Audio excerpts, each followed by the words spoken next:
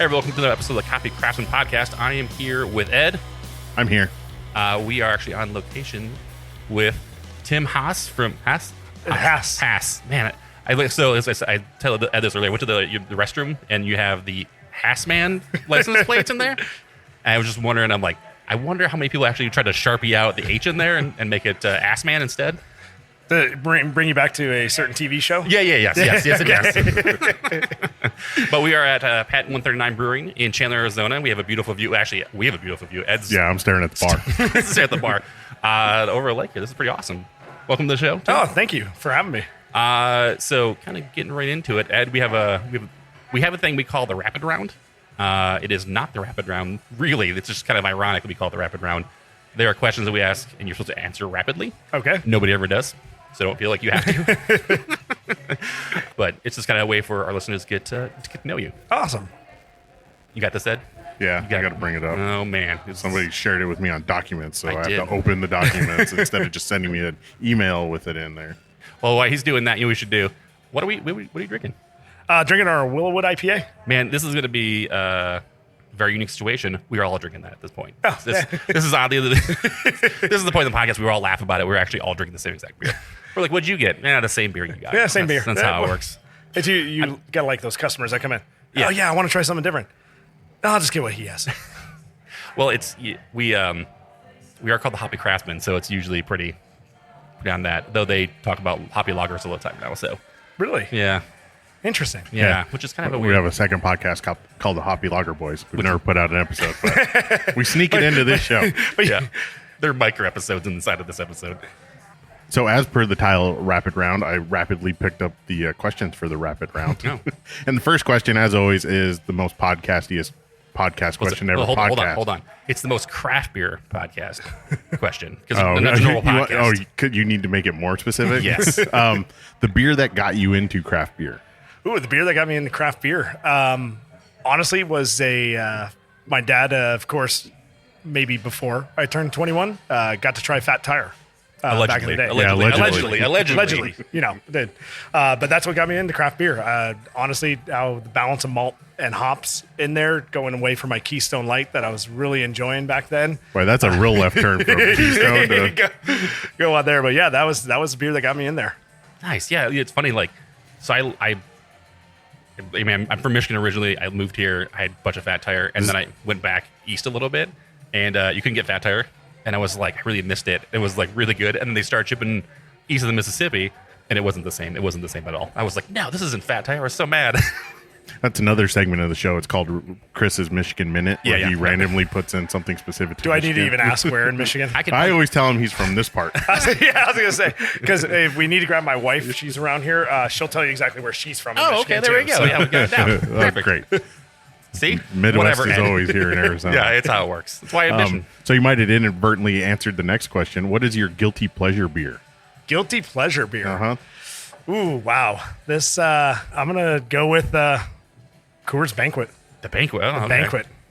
I don't know why. It's Banquet just, of beers. It's fancy. it's fancy, and, getting a little stubby bottle there. It's just like, I have my pinky up. And there. Perfect. Yeah, that is a acceptable answer. We'll take that. All right, thanks. Yeah. The next one is there a beer you would refuse under any circumstance? I'm not going to name any names on there. Going back to the days, like, I would have to honestly say if somebody puts a domestic light beer in front of me, just mass produce, I would just rather drink water. Yeah. Yeah. No, listen, we 100% on board with that. Which is funny because we talked to a lot of brewers and they're like, no, I'll drink that. They're like, I don't really have one. You're like, how do you make good craft beer and you just don't care about it? It doesn't matter. We just drink it. It's very hard to go back in like those days when I'm like, oh man, I could afford Bud Light. This is great. Yeah, man. Look, I can get a 24 pack now instead of an 18 pack. Exactly. This is amazing. It's definitely times have changed. It's really good. It's hard to go back. That's why I say. Yeah. Even stuff that was popular at the beginning that didn't evolve, you're kind of like, I don't really want that anymore. This is early craft beer. Yeah. Yeah. Agreed. Like we talked about earlier, the Sonoran Brewing. A lot of their beers were very early craft beers. Very early. Yeah. Especially for Arizona scene. Now to ingredients in beer. Is there something that should never be put in a beer? An ingredient. Some people say straws. We've had. What else have we had? The taps. You shouldn't dip the tap when you're pouring a beer. Body parts. Yeah. Not all. Yeah, body parts. But you don't like the person going in your finger swirl in there, and yeah, or even during the brewing process we're talking about too, because there's been beers that are like beard yeast from like Rogue made one that was like made with beer. Oh yeah, yeast from the brewer's beard, like stuff like that, where like that doesn't belong in a beer. People said heavily fruited sours, too much fruit in a beer is not good. When it's like a sludge milkshake. There's been some out there that I've tried, and by try like a little taste and stuff like that.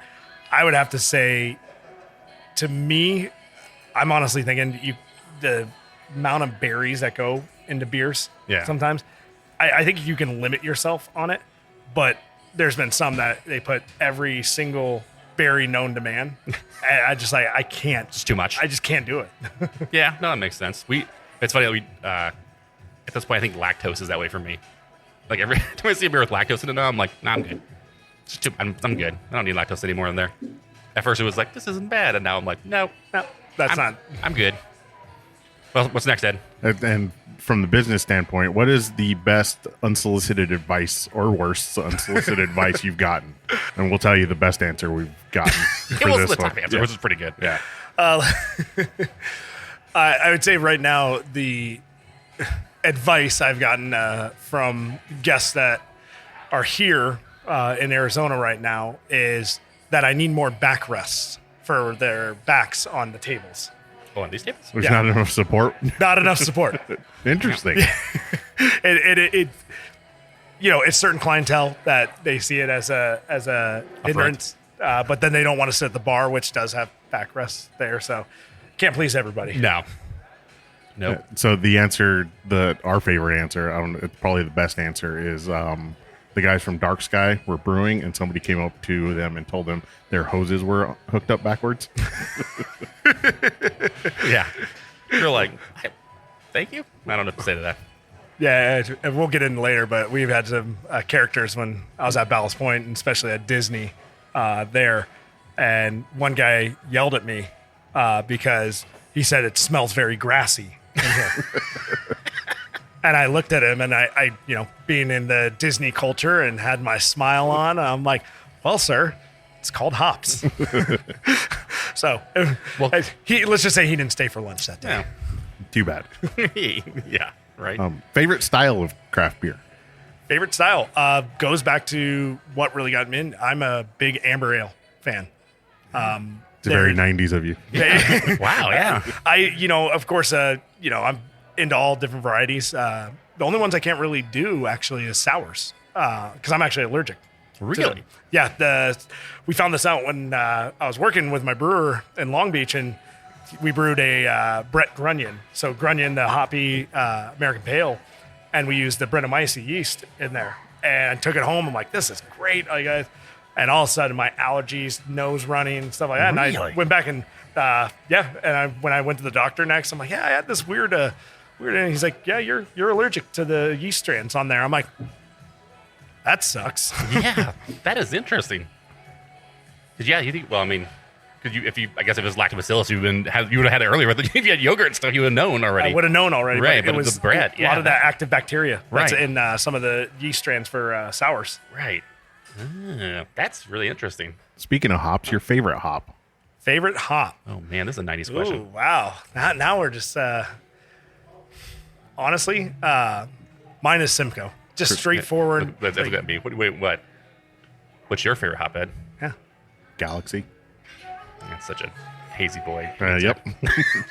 What's yours? We know what it isn't. Cascade. I like Cascade a lot. Like that bittering And hop, huh? Chinook, Cascade, and Cascade. This is three. Citra. That's pretty much just Galaxy, right? The hop we know we don't like is Cashmere. Cashmere. Where you sit on Cashmere. Too many C's in the hop world. Yeah, honestly, I can't tell you I've really had much with it. It's weird hop because there's times when it's like really forward. It's I'm not a big fan of it. And there's times where like I drink a beer and I'm like, oh, there's cashmere in this. I didn't realize. So it's one of those like it depends on how they use it. It's kind of like that type of thing where if you can hide it well enough, right in there. See, like not a big fan of mushrooms. It's texture and stuff, but when you go out and have a beef Wellington, that's all mixed with mushrooms in there, and I love it. There you go. Got to hide it really good, Ed. You got to hide it. Yep. So we're gonna put mushrooms in a beer. Yeah. there probably has to. Oh be yeah, there's beer. tons of mushrooms in a beer. Really? Mushroom oysters? That's a bit. Yeah. It's a mushroom oyster beer. No. All right. And then our final rapid round question, which is probably the least rapid question you can answer. What advice do you have for somebody trying to get into craft beer, into the industry? My advice would be to just go with the flow. I think we've seen this industry over the past, I would say 15 years, just evolve into it where, back then you had the major corporations taking over some of the local craft breweries to now where I think the shift has gone where people really focus on the experience element in the craft beer industry. And that's what we pride ourselves on is give somebody the experience of what you would want to do when you go to a craft brewery. And I feel like if you're going to look in that industry to do, you should actually then embrace it and be like, okay, hey, things are changing. What if we brewed a beer here? Was it good? No. Okay. Well, then let's try to change it. If you put out a nice food special and everybody loves it, cool. Keep working on it. And there. So that would be my advice, to just go with the flow on it and not try to, I think we've seen sometimes there's too many beer snobs out there.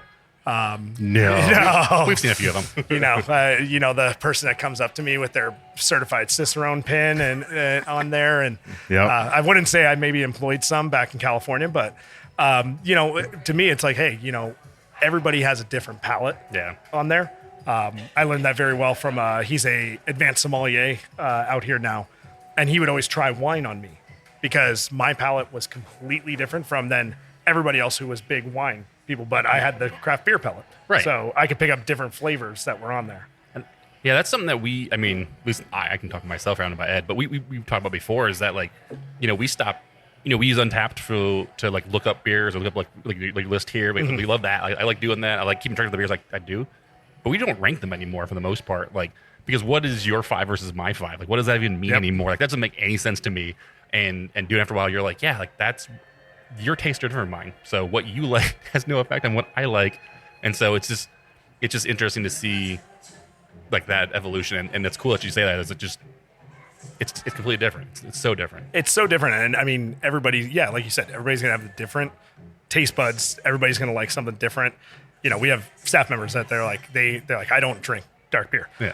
But they will sell dark beer to everybody that's here because somebody's like, hey, what do you have on dark? Okay. Well, we have the Epic Son of the Baptist on Nitro. You like a nice stout? Yeah. I'm like, Nitro. I saw that on Nitro. I was like, I like Son of the Baptist. And then Nitro, I was like, that's a gem right there. That's awesome. Yeah. And, being able to tell the story of how Epic started in Salt Lake City, they couldn't sell their high alcohol beer because of the state law. So what did they do? Went to the state right next door, opened up their brewery just so they could sell their Brainless series, the Big Bad Baptist and, so good. But then just telling that story can get somebody really intrigued of like, hey, I learned something new today. And I'm still going to drink that beer. Right. That's so good. Yeah, that's craft beer in general. I think craft beer has such great stories and unique stories and such unique things like that. Speaking of which, this is a very unique story. You have a very unique story. Wow, that was a good segue. Yeah, thanks for that. Have you done this before? Just once or twice. Oh, that's weird. But yeah, so Patent 139 Brewing. Ed, what does that stand for? It's the patent on brewing, right? Yes, that's the patented brewing. Yeah. No, Tim might know. Yeah. Tim, do you know what that means? So Patent 139, the 139th agricultural patent of the United States back in 1935 was Hass avocados. Okay. So as most people, every grocery store you go to, you see that black skin, wrinkly avocado in there. Well, that was my great grandfather. So cool. He cultivated a farm in La Habra Heights and was growing Fuerte avocados, which are large, smooth, green-skinned avocados. And he wanted to continue to grow more trees because at the time that was a big sell there. So he went to the farmer's market, bought some seeds from Central South America, planted them, and then 2 years later as the tree grows, and then all of a sudden he sees this small black thing on there. That's not what I was expecting. He's like, oh, I fucked up. Yeah. What did I do? Hearing some of the stories back, he's just like, what do I do? So he's like, okay, well, I'll pick these and go sell it at the farmer's market in La Habra Heights. I mean, okay, so what farmhand did he go, hey, try this real quick, and he had him try the, you know what I'm saying? Like, you're used to like the smooth green one, and you're like, that one's wrinkly and black. Yeah. I wonder what it tastes like. Hey, come here. Try this. Well, it was funny because he did. He looked at it, and with my great grandmother, he's like, I don't know. I just got all these trees. And because basically what had happened, they cross cultivated with the Fuerte avocado tree. And so he took it to the farmer's market, and people were like, oh, okay. He's like, yeah, it's a new variation avocados. And then people really became enthralled with it because of the fatty creaminess that it had versus the Fuertes are a little bit more harder on there. Not as much of that creaminess factor to it. And so they actually nicknamed it back then Black Gold. Dude, what a serendipitous thing to happen, right? Like, you just actually, I mean, make one of the best. Like, you think about avocado now, that's the avocado you think of, right? There's no other avocado, right? It's really, when I think of avocado in my brain, I picture that avocado, right? I mean, that's what that's what it is. So what a fortunate accident for happening. And so he, went through, submitted the patent in 1935, and back then patents only ran about 17 years. That's crazy. So you would have to resubmit, and as it went on, more data would come in, and unfortunately, he passed away in 1952, same year that the patent expired. Oh man! Of course, at that time, they had teamed up with a family called Brokaw family, not related to Tom Brokaw, but Not Tom Brokaw. That was my next question. and they made it was a handshake deal actually back then of like, hey, every tree that you sell through your nursery, he got 25 cents on there. And during, I think, the 40s, he made about $4,000 off it. I mean, so back then that was pretty good money. That's good money.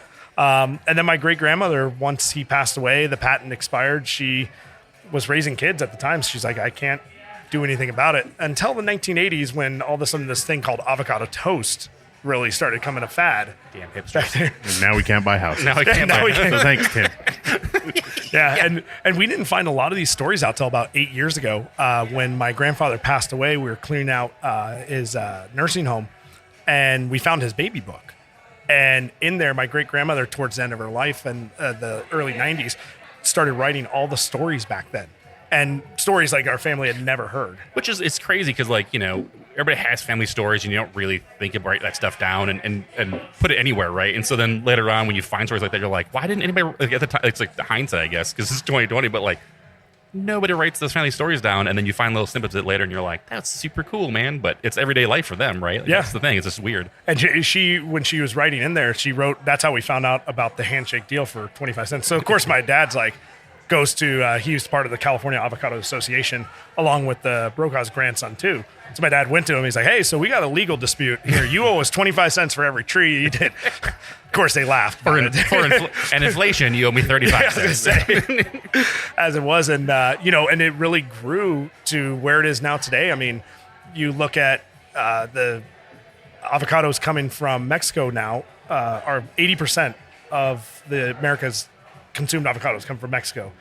In 2022, 92% of the world's consumed avocados were Hass avocados. Wow, that's crazy. So when the patent was filed, it was patented as a Hass avocado. Correct. So it's so hard not to say Husser. Yeah. So in my head, there's this Hass empire, and you're born in a bed of avocados. It's like, but the patent falling through, like, was there like a gap of your family? Was your family always in like agriculture, or did you get away from it? He was actually a postalman in Pasadena, California. So when he had bought land, it was in the late 20s. And this is your dad or your my great-grandfather? Okay. And in the late 20s, he had bought the land down in La Habra Heights, and at the time, agriculture. So it was more of a hobby for him on there. And so when at the time, of course, it was, okay, this is a hobby. And back then, when we found out, my great grandmother just didn't have the energy or time to really look into keeping it going until she saw later on. She's like, oh, wow, that could have done something with this. And even a lot of our family members, my grandfather went into accounting there. My dad, of course, went into accounting. I thought I was going to go into accounting. Then I couldn't sit behind a desk and I'd drive myself crazy there. And that really cultivated when I started thinking of the idea is like, we need something to honor our family and our legacy on there because, and a lot of people will pronounce it Haas.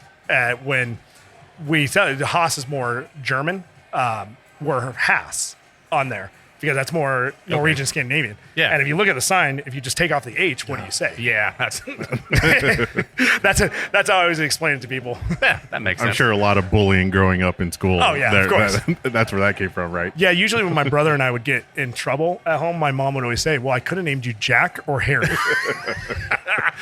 That's a good one. Yeah. Wow. So, I always threaten my wife now that, that's the names of the... We're having a baby boy due in August. So I said, oh, well, I get to sign actually the birth certificate. So if the middle name just somehow becomes Harry. Oh my gosh. So you were on track. Yeah, we went way off track there. That's 100% of the show. We never, Triple H. yeah, we try and circle back, but we always take hard lefts. Yep. So you said you were on track to become an accountant. How did you get into the food and beverage industry? Started actually when I was 5 years old. My mom was actually a waitress for allegedly. For the yeah, labor allegedly, yeah. Child labor laws. Oh, those are good. Laws. Child labor laws are getting thrown out anyway, so they'll be 12-year-olds serving beer in no time. That's true. I guess we're all on that. No, that's actually, my mom was a waitress for 25 years, so she used to do off-site caterings there, so I used to actually go with her, and I'd be dressed up in a little tuxedo with a little tray walking around, and I really came about it because all the ladies would start putting like $1 bill, like, hey, oh, you're so cute, like, here you go, and stuff, and all of a sudden I'm like, wait, I have $10? Like, this is great, and I legally started working when I was 15 in California at a local restaurant, and it was more okay. High school, I wanted some extra money. And then when I moved out here for college to go to ASU, which was a fantastic time, a good whole year there, but yeah, that's about the standard. But no, it was a great opportunity that today I'll work bartending, and what I really found, I was actually in the WP Carey school, ready to go for an accounting degree. And I didn't like sitting at a desk. I wanted to be out talking to people. And I really realized that time, I'm like, I want to be in this industry. I want to learn a little bit more. And that's why I went to transfer to NAU to do hotel restaurant management, to really hone in and really focus on, hey, if I want to make a career out of this, I need to make sure I have the right skill set to do it. So in Flagstaff, when is this? I actually went. When was this? Not to date you or anything, but 2005. You can round up. It's fine. I actually did Scottsdale Community, the extended campus. I was working at Weston Kierland up there bartending, so it was a great opportunity to be like, okay, I'm working in the industry. Let me at least go to school close by, and for me, it was like, all right, I'm going to take my time. I'm not going to rush through school, and had a full-time job then, and got to go out and party a lot. So right. So when the IRS listens to this and hears about that $10 of income, you'll be able to. They'll be coming back. We'll and be like, it's only been like 30-something years, so let's pile on a little bit more. Let's see the interest on that. It was a gift. It was a gift, Ed. Don't worry about it. No, my thought was, you're up there in Flagstaff. At the time, what was the beer scene like in Flagstaff at the time? You were going to college up there. You went to the Sizzler, and he was drinking Bud Light at the Sizzler. Scottsdale Community College, so I never really got to go up to Flag. You didn't go to Flag at all? No. Oh, okay. I went up to the graduate. That's good. Did you drink any beers when you were there? What's funny is that we did go up there for the ceremony, and this was 2007? Yeah. And there wasn't much places around there. And now I've gone up there, I'm like, this is awesome. Yeah, this it's is crazy. So going between Mother Road, Dark Sky, I'm like, this is just, and it just keeps expanding more and more. Yeah, that's what we feel like when we go up there too. It's definitely, there's more reasons than just Dark Sky to go to Flagstaff now. Exactly. Which is awesome. So you're in college. You're going to get. Do you have your degree in? Yep, I do. In what is it? Restaurant management. Restaurant. Yeah, management? hotel restaurant management. Okay. Oh, hotel. That's the fancy part. The hotel. Right. I know. And when I went for the degree, and I'm like, okay. And then our first class was actually intro to hospitality. And I'm like, all right, this is great. And the teacher's like, hey, so tomorrow's gonna be casino day. I'm like, oh, this is great. How much money should I bring? And he's like, no, there's gonna be no money. And they taught us how to actually play table games, what casinos really do. And I'm like, oh, this sucks. I brought $40 with me. Yeah, I can't even play. I kind of went a little bit blackjack there, but no, it really gave me the opportunity to really focus in, learn a lot more that the hospitality industry hits every single type of occupation on there. I had to learn my accounting. I had to learn my marketing. I also had to learn about hospitality law and, what really goes into it. So it gave me instead of just saying, hey, I'm just going to be an accountant or I'm going to go for a marketing degree, I had to actually get involved with each one of them. So it's kind of a jack of all trades. Kind of, you need to know a little bit about everything because you're going to be presented with a lot of everything. Oh, trust me. It was, like I said, when we were talking earlier about the stories I can tell off end and knowing how legally right. I have certain ways I can talk about those stories. Yeah, we just call people T people. You're T, right? So you're very wide at the top. You know a lot of things, but then at some point you know one thing really, really well. So it makes you a T person. Thank you. You're welcome, Ed. Thanks. I'll commit that to my long-term memory. All right, you're welcome. So do you immediately run out to are you going to Hilton, Sheridan? Are you running to go to a hotel or what's your next move? At that time, I was actually still working. I was working at the time, which would have been under Starwood Hotels. So I was working at Westin Kierland. And of course, during that nice, 08-09 crash, great to try to advance my career during that time. There, and that's actually where I met my wife up there. We were both working together up there, and I took my first job out of there as an assistant beverage manager at Wild Horse Pass and Tulla Casino. So right when they were building the new casino down there, and figured I'm like, hey, it's a management opportunity. I took about a $20,000 pay cut to go there. At the time, I'm like, ooh, yeah, this is there. Those were the days when I still had a Costco membership under my parents. So I'd go during lunch break. I'd go there and I'd just eat samples actually as my lunch for that day. I'm like, well, hey, this is a way to go. Actually, you guys give it out. Can't you get that big hot dog at all? You have to. Sometimes I would splurge for the $1.50 hot dog. That was like if I was like, hey, it's Friday, I'm having a good week. I'm getting myself a Coke. And so much relish on top of it. It's a whole extra meal of relish. Right? This is free, right? Okay. Relish and onions.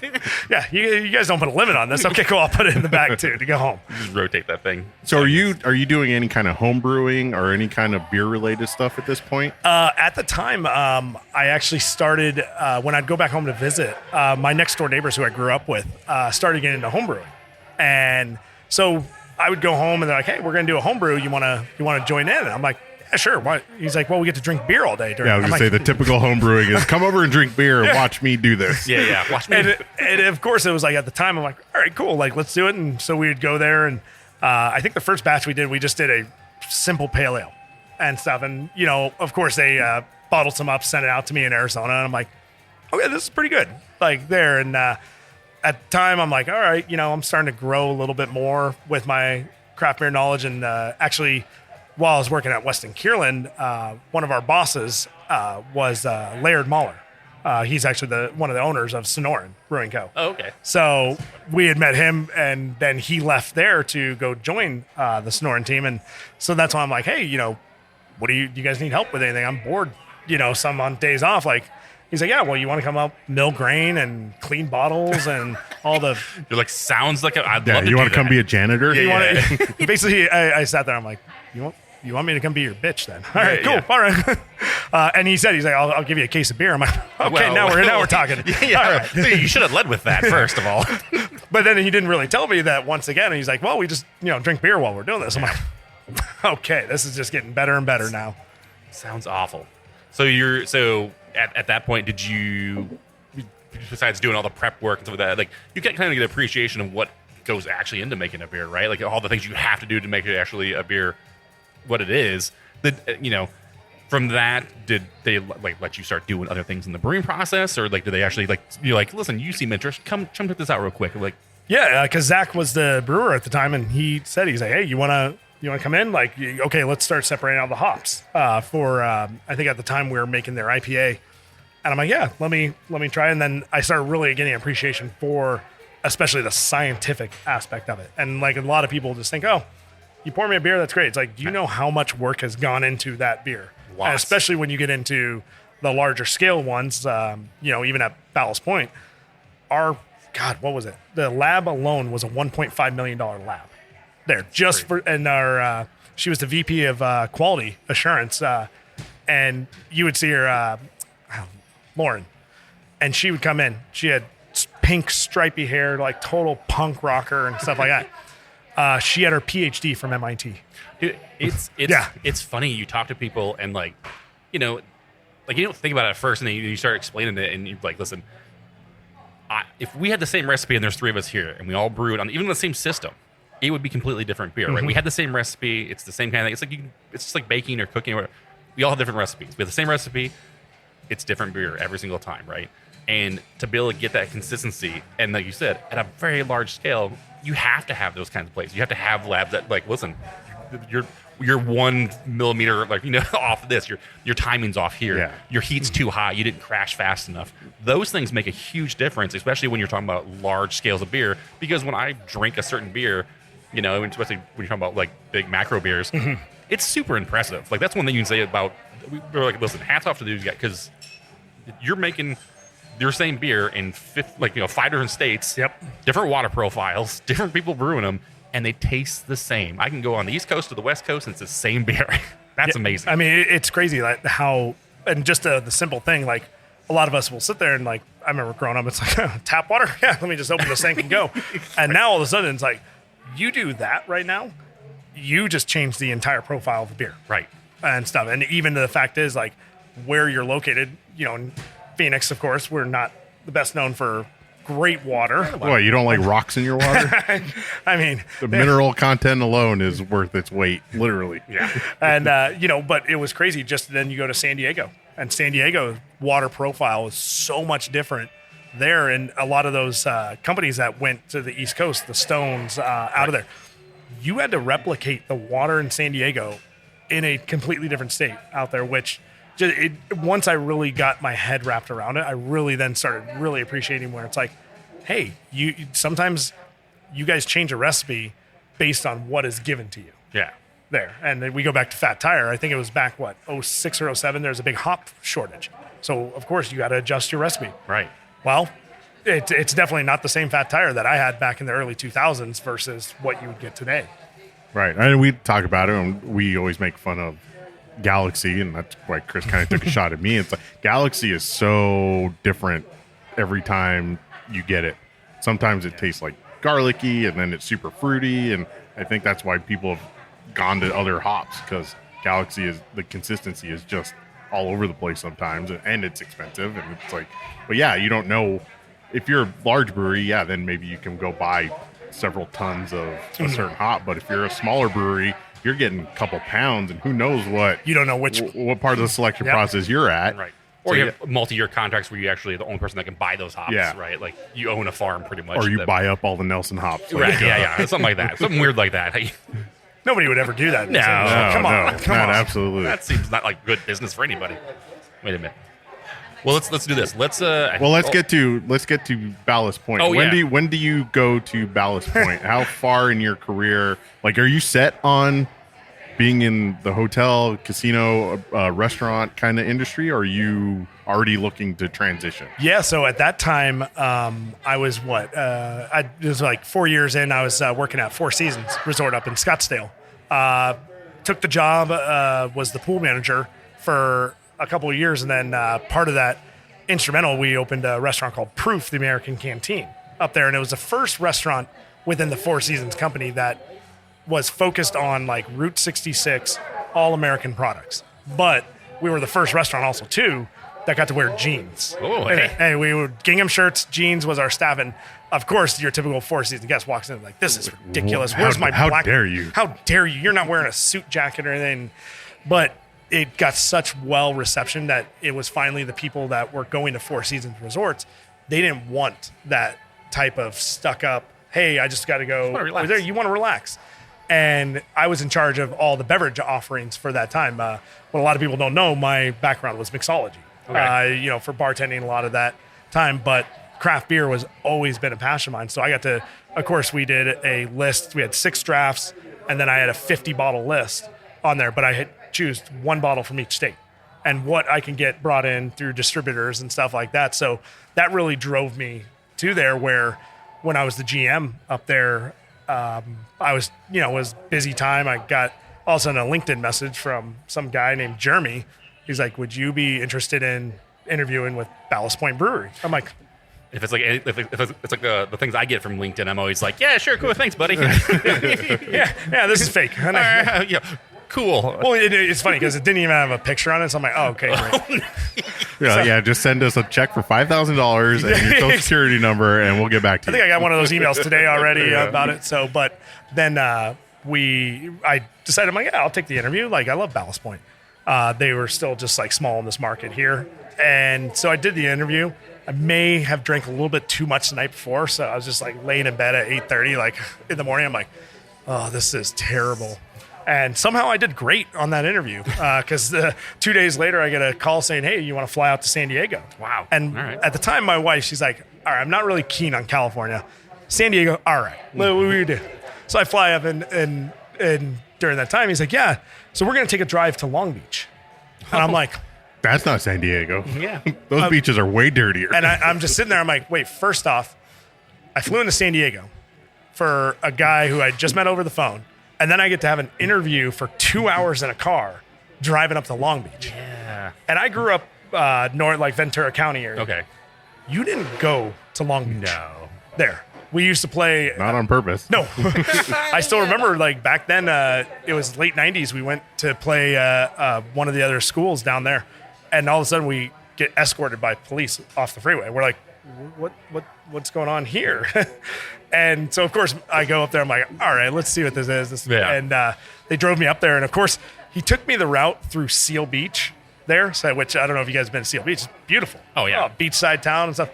I'm like, okay, this is there. But where the Ballast Point Long Beach location was right on the water. And I'm like, okay, I can do this. So, of course, we did that, did the site tour, drove another 2 hours back down to San Diego. So I'm like, okay, 4 hours of an interview in a car. And of course, I was known to always dress for impress for interviews. So I'm in a full 3-piece suit there. In San Diego, that plays well, right? Yeah. And so when Jeremy, the VP of retail, he's in shorts, a polo shirt, and Asics shoes. And I'm like, and of course, he's cold because it's in the morning. So he has the heater on. And I'm just sweating my ass off the entire ride up there. Just dying in the dying in there. And so then we went back down to San Diego. He took me to Miramar, got to do the tour there. And we started drinking beer at like 11 in the morning. I think finally by like my 4th or 5th beer. And he's like, well, I got you business select. You want to, I can drop you off at the airport. We're at the Little Italy location. I'm like, it's probably a good idea. Like, yeah. And I'm just like, and I'm drunk right now.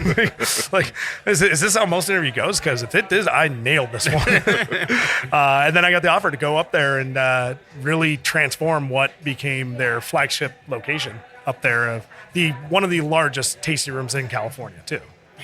So did you take that interview seriously? Were you going in there like, I want this job? Or you're like, oh, let me see what this is about. Let me experience something different. It was more the fact is because Four Seasons likes to travel people. They want you to be well versed in it.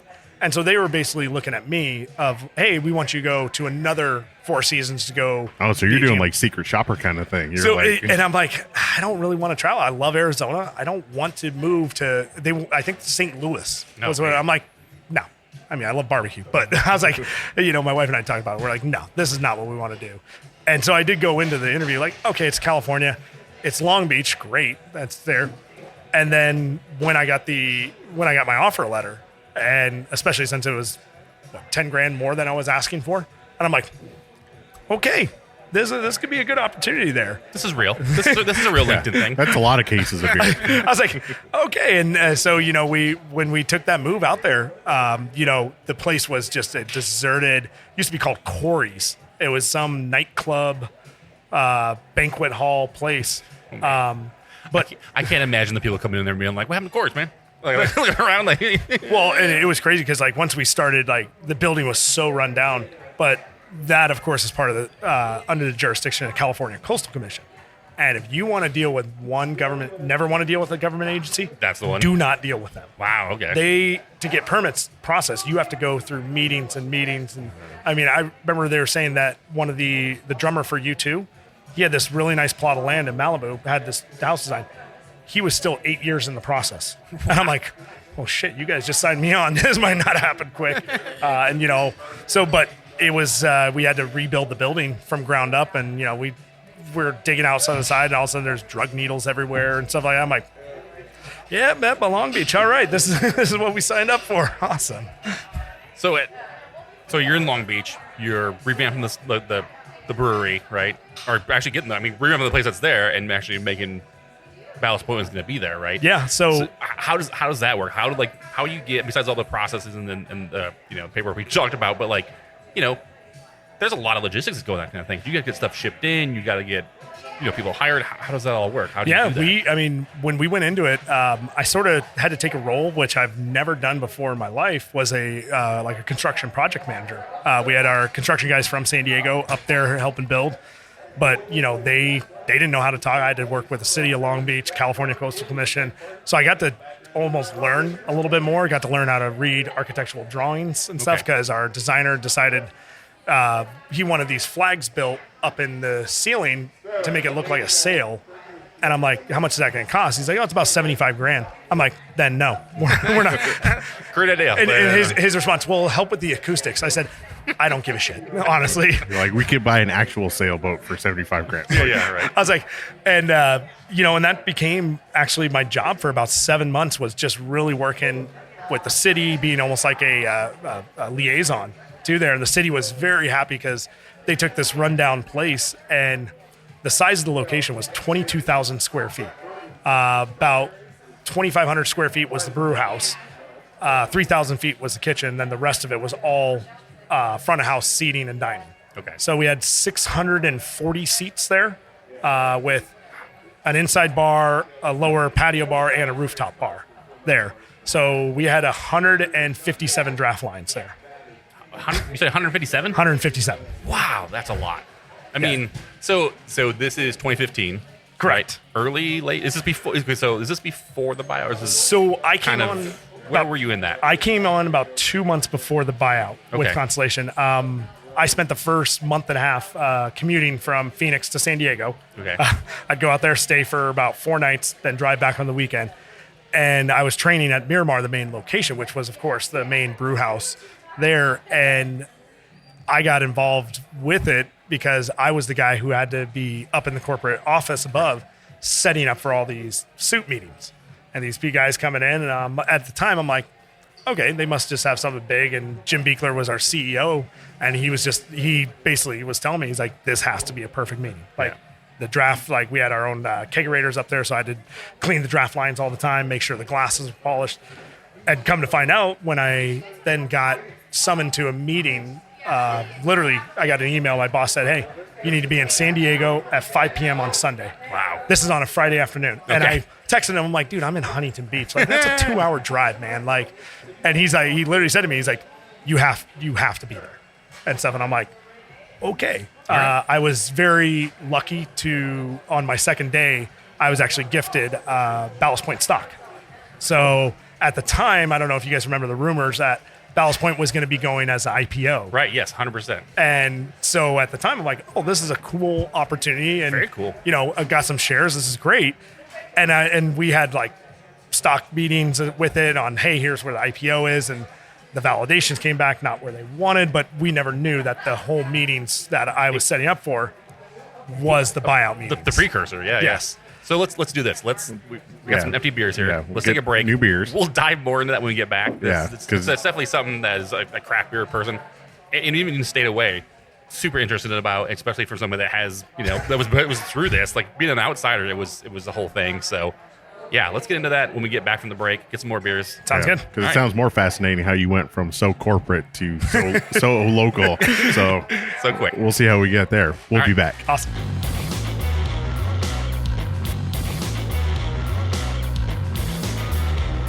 Welcome back, everybody. We have fresh beers. Tim, what are we drinking now? So you guys are drinking the Grant's Big Maple Stout.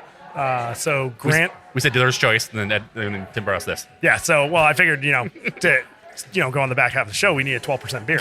Yeah, that makes sense. But I see you're not drinking one though. So no. I got a long shift ahead of me tonight, right. So I definitely don't think pounding some 12%ers I might be asleep in the back actually while my chef's yelling hands to run food. Yeah, you might be getting the eyeball from somebody. Be like, hey, what are you doing? And what is this beer? So this was actually a collab we did with Grant from Innocent Beer, home brewer, and then with Marcus from Brewery 602. Oh, okay. And we emptied this into Strong Beer Festival there. So we took, Grant has this great Imperial Stout recipe, and we really wanted to, add something different, go to big flavor. So we decided like maple was a perfect opportunity for that. And this thing's just, it is delicious. I haven't tried it yet. Have you tried it yet? Yeah, it is very good. You're just looking at me. Well, you got a little baby beer. So. Yeah, well, listen, I was here early. Somehow I messed up the times of the show and I got here early. But listen, it could be worse. He did worry me a little bit when he's like, yeah, I'm here for the podcast. I'm like, you're like, is it 3 o'clock already? You're like, I think it's been a little time. I was like, oh, yeah, I'm dumb. Whatever. Listen, I got to drink good beer and have some delicious food. It was not an awful lunch. Friday. I can't complain. So. The only difference between that and your normal Friday is this isn't Trevor's. So 100% true. Whoa, that is maple leaf. Holy smokes. That's good. And that does not taste like 12%. That is hidden in that beer. Yeah, we did that beer, and then we also entered, we called it Pickle Rick. So we did a pickle we had blonde. that beer. We had that Yeah. beer. Chris was disappointed because we actually, to go back to that, we met you for the first time at Strong Beer Fest because you had a pickle beer, and Chris and I have been going back and forth on pickle beers, and we hadn't really had a good one up until that point, really. No. And that one was the best pickle beer we've ever had. Yeah. Not to say there's a lot to compare it by, but it actually tasted like a pickle beer, whereas some taste like cucumber water, or they're just like salty, or it actually tasted like a pickle. It's funny because I've, of course, a big pickle fan, and when I was furloughed during COVID, my wife bought me a little pickling fermenting kit, and then she got really pissed because literally I had nothing to do for 7 weeks except make pickles. Yeah, well, So when my house reeked like vinegar all day, every day. That's what my wife gets mad about when I make pickles. I make refrigerator pickles sometimes, and my wife's like, why does it smell like vinegar in here? I was like, hey, pickles. What are you going to do? I was trying different. My best ones I did was pineapple and Fresno chili. Oh, They're that's sweet really and spicy. That's an interesting combo. Oh, it was great. But that's kind of where we brought the pickle recipe here to the restaurant to use. So like when you order the wings like the other day, you don't have celery, carrots that just usually go in the garbage. You have nice pickles to clean your palate on there. And they were delicious. They were delicious pickles. I liked them. I really enjoyed them. And not gonna lie. we're actually working with Jackson over at Six Bird. Him and I are actually working on a collab for a pickled cider. I was going to say, a pickled cider is going to be interesting. Well, it's better than the pumpkin cider that Shipyard tried because that thing was terrible. Well, they had a pumpkin seltzer. That was seltzer. That was a seltzer. They had a pumpkin yard seltzer. No. Yeah, it was awful. All right. We digress. Yeah. Before we get to all the things you're doing here, let's get back to, so basically day 2 at Ballast Point, you've hit the ground running, right? Yeah. They give you stock and be like, here you go, change the world. Welcome to the Ballast Point. Well, it was like day 2 in there, and I'm just like, all right. So I remember I went home to I called my wife because I was living in Spring Hill Suites off Poway, off the 15 freeway. And I'm like, all right, so I'm by myself here just in the middle of nowhere. Cool. So I called her and I'm like, hey, here's what's going on. She's like, well, that's great. Like for your second day of work. I'm like, yeah. Wow. I guess I did a really good job on my first day. So get a little bump there. But it didn't really all come together until when I got that call to go down to San Diego. And like I asked my boss, like, hey, do I really need to be there? Come on, Sunday, I want to day drink all day. He's like, no, you have to be there. And he's like, so we get there and we go into, he's like, hey, and Joseph was the GM of Miramar. He's like, hey, Tim, can you help me? We got to grab some cases of beer and stuff like that. I'm like, all right, cool. I like these meetings. These are great. And we go in there and, we're with the entire leadership team of Ballast Point. And they basically told us, they're like, hey, by the way, so at 6 a.m. tomorrow, there will be an announcement through the New York Stock Exchange of Constellation Brands purchasing Ballast Point. And we're all just like, oh, okay. And then they said the 1 billion mark. I was going to say, when did that bomb drop? Like, did they tell you right away? It dropped right away that they told us. They're like, yeah, and it, just so you know, the sale price was for $1 billion. I'm sure it's like, hey, listen, it's like when you fire somebody, you give them a glass of water. It's to help with that shock. Yeah. Right off the bat, you're like, oh, we're being sold. And then they're like, it's for $1 billion. And they're like, oh, okay. Well, I get that. You said $1 billion with a B, right? Yeah. Well, it was because they all when we went to the meeting, we had set up all the beers in the back. So we had we had Sculpin, we had Grapefruit Sculpin, all the different bottles. We had bottles too. So I'm like, all right, cool. And we set it back. So they're all like, hey, just grab a beer, guys. So we're all sitting there and, right. at this time, the entire room was actually filled with people that held Ballast Point stock, Yeah. which we all thought, of course, was going to be the IPO at first. Then they went through the whole list of, hey, here's what's going on. They had said you guys will be down here for a meeting on Tuesday with Rob Sands, who was the chairman CEO of Constellation Brands. His dad was the one who started Constellation Brands, so he'll be here for a meeting and stuff like that. And then they passed out envelopes to everybody, and we're all like, okay, cool. And they're like, hey, you can open this. Then you guys all do own stock, so you need to this. They're buying everything, Right. and so I get the envelope. I'm like, oh. Okay. Second day is really good. Yeah. What'd you do on the first day to get that? I don't know what I did. I mean, I must have. And it was my wife at the time when we had moved out there. She was actually working for PetSmart. She worked at the pet hotels out here in Scottsdale. So she was having to travel to Hawaiian Gardens to work at PetSmart out in California.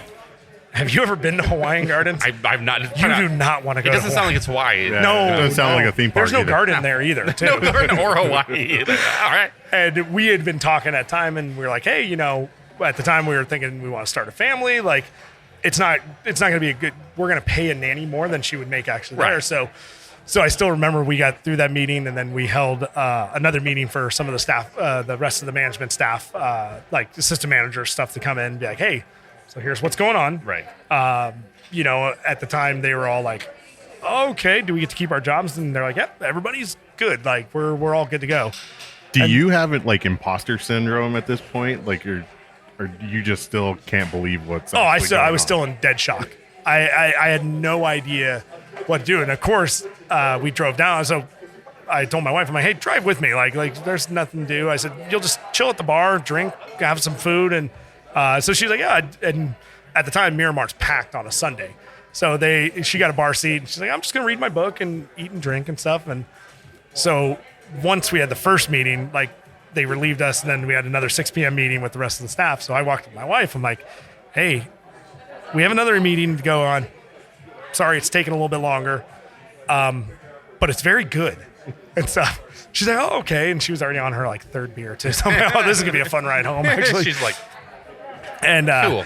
So then we got in the car, and of course I'm like, all right, cool, an hour and 45 minutes back up north and stuff. But of course at that time I'm like, I have a big smile on my face, and I told her, I'm like, because when we got to the meeting, she said, oh, what was it about? I'm like, I'll tell you in the car, like this. We didn't want anybody to overhear because we knew the next day the announcement would come out in the morning. And so we drove back up, and I said, I don't think you should work at PetSmart anymore. She's like, well, yeah, we've been going back and forth. And so I handed her the envelope. I'm like, so here's what happened in this meeting. She's like, wait, what? And we were all in shock too, just with the sheer notion that it was $1 billion. Right. Like we had heard the Heineken deal back then for Lagunitas, Golden Road at the time. And you really started thinking like, and Goose Island was the other one back in 2011. And you just really realized like, holy cow, this is a corporation. Yeah. Like that came in, and they valued it. I think it was like $3,400 a barrel, which I think at the time we were saying Sierra Nevada was like $2,000 a barrel or something, what they validated at. I think I remember reading they were like the seventh largest brewery in the U.S. and Ballast Point was like 17th, which is I mean people that are from San Diego and are familiar with Ballast Point and had through that time. I mean, for them that was like, yeah, that's Ballast Point, man. Their beer Sculpin was like, it's a, that is a staple beer. That is a beer that's amazing. So I'm sure they weren't surprised by that number. But people that weren't in that atmosphere in San Diego that didn't really know it, that wasn't really, you're like, that's a ton for this brewery that nobody really knows that much about, right? It was insane because we got home. Of course, I'm like, all right, cool. Let's make some cocktails. We're gonna have some fun. It's like, a good night. Hey, it was a great night. I gotta go to work tomorrow morning. And so next morning I wake up and literally my phone, I don't know how many pictures people were sending me of limes next day. Because of course, Constellation Brands, right? Corona, Modelo, Pacifico. Yep. And it was just, I started laughing. My good friend Matt, he works for Mike Hess Brewery and stuff. He's like, $1 billion? Are you fucking kidding me? Like that's ridiculous on there. And I told him like, hey, I just was in a meeting. That's all I was told. Like I didn't go into logistics of what happened. They didn't come and ask me if we should do it or not. There wasn't a Yeah, and I mean, it was that day I actually went out to I had to actually have a meeting with the city councilwoman down at the main office in Long Beach. And so I go down there. I'm like, okay, cool. Like, I'm down here. I need to grab some lunch. I'm like, oh, Beechwood Breweries around here. And, of course, I go in. I had my Ballast Point shirt on and stuff. I just go grab lunch. And the guy saw, he's like, oh, Ballast Point. He's like, you guys are fucking sellouts. Oh, you're immediately the enemy. Immediately. It was instantaneous. And I'd heard rumblings when I first got up there because Beechwood Brewery did not like that somebody was coming into Long Beach that was another brewery. Yeah. Especially finding out it was a San Diego brewery coming up. And of course I'm like, guys, like I have nothing to do with this decision. I'm just an employee now. Like I got hired on. I want to build a cool spot. And I was enemy number one. And this one guy, you could probably tell he's been binge drinking the whole time. And he's like, oh, you guys are fucking sellouts, like this and that. I was like, yeah, like it was my decision, dude. I decided. By the way, I've only been with this company 2 months now. Yeah. So yeah. You should be like, my last name is neither Ballast, no point. Exactly. Yeah, and it's funny because when we, when it happened and we had the podcast, we were talking about it. Listen, if I was Mr. Ballast Point, like that was my name, right? And then somebody came to me and was like, hey, I know you worked your whole life to make this brewery and you love it. We want to offer you $1 billion for it. I'm not going to say no. No. I mean, listen, there is a number that everybody has, right? That at some point they're going to be like, okay, my hard work paid off. Everything I've done to make this thing successful and what it is worth that number you're just going to offer me. And $1 billion's like that's a hard number to say no to. There was no M, it was the B. Yeah, B. Like that's the thing is like there's a story where people are like somebody like knocks on this mansion's door and is like, hey, I like your house, I want to buy it. And they're like, well, it's not for sale. And they're like, well, I'll give you $5 billion for it. And they're like, sold, I'll be out tomorrow. Like it's like it'll happen at some point. Do you guys ever get those text messages where somebody says, hey, I'm such and such, I want to buy your home for cash? Yeah. Oh, I already just want to buy $2 million. Yeah. You can have it. It's yours. I never get a response though. I don't know everything why. in here. Weird. Yeah, you can keep the furniture and my family photos if you really want, I guess. But yeah, it's just I think the knee-jerk reaction for a lot of people, like I said, because they were so close to San Diego and Ballast Point being such a staple pioneer of the craft beer community there. People had some deep people were about upset. That, like there was a lot of animosity for that, and I'm sure you felt it. There was a lot. There was a lot of animosity. I mean, we had people all the time, and they would just walk into the tasting rooms and drop a bag of limes and walk out. Really? No joke. Wow. They would walk in. Like, it was the host stand over at Miramar. I was down there for a meeting, and the host come back. She's like, hey, some guy just dropped this on the desk and walked out. And of course, we all start laughing. We're like, okay. And she was just like, why did he bring me a bushel of limes? Yeah, you're right. You're like, what a thing to do to like a teenage girl. Like, like she has no idea. She has nothing to do with it. She wanted to be there. She wants free beer. Like, she didn't want. Yeah, there was no. We did. We even just going around like. Did you guys make a lot of key lime pie? Oh yeah! I took that stuff home, and even what we do, we would take it back to the chefs. They're like, cool, food costs. Let's go. Yeah, let's bring that down. Yeah, you should have been like, $1 billion turns into $999 million real soon if you have to buy your own limes. Exactly, you're saving us from spending. No, but after I would say probably the first year it was, and even when we joined Constellation, it was the first year was the transition time. Like we called it the honeymoon. Okay. And they were great and stuff like that. Because that entails the inevitable talk of this major change is happening, but nothing's going to change. Everything's going to be the same. We're going to do things the way we always do until everything's in place and we completely change everything. Yeah, and it came down to the point once we started really integrating with Constellation. Was about the time when I opened Long Beach. We opened end of June in 2016, and we just hit the ground running. And of course, it's right before 4th of July. And the first weekend, I think we did almost $200,000 in 3 days in revenue. And I was running out of beer, because nobody from San Diego expected it to be this big. We had a line of people, about 300 people in line, just waiting to get in because we had to control capacity. And of course, then this goes all the way through July. And then I get a call one day and my boss is like, hey, I'm flying back from Daleville, Virginia, which was the East Coast spot that they were looking at for Ballast Point. Okay. And he's like, hey, I'm flying back. And just so you know, Rob Sands is flying from his private jet from Robert Mondavi to come see Ballast Point Long Beach. I'm like, when? He's like, and this was on a Thursday. He's like, tomorrow evening at 7:00 on a Friday. I'm like, dude, like, you're joking, right? Yeah. Like, and he's like, no, and all the GMs are coming up from San Diego, and we're going to have a dinner. And it was Dave, who was the CFO of Constellation Brands, Rob Sands, their wives, and 2 of the kids. And they had gone to a private reserve dinner in the Mondavi wine cellar, and they were flying over to Alabama for one of the big boxing matches that was there because Corona was the main sponsor. So I'm just like... Because when I think Corona, I think Alabama. That's what I was wondering. I'm like, wait. So he showed up that day, and we just, like, I was trying to do our best, and we had to put on basically a private dinner in the brewery for him while we have lines of people waiting outside to get in. Slam. And, of course, he thought it's great. He wanted me to walk with him. I had to sit next to him first. And my boss is like, you're sitting there next to him. I'm going to sit across next to the CFO. I'm like, and of course on the other side is all my other GM partners, and they're just they had hotels paid for and everything, so they're just getting smashed. Oh yeah, they're like Their bottles of Prisoner. It's like, oh yeah, come on, keep going. I'm like, you assholes, like, thanks. And of course I'm sitting next to Rob Sands. I'm like, and he's just talking to me. I'm like, oh shit, like, what am I going to talk to you about? Like, we have nothing in common right now. so such a weird situation to be in.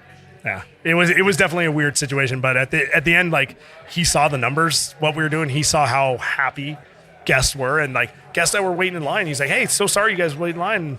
They're like, "No, we want to come check this place out because if you guys have you been to the Ballast Point Long Beach?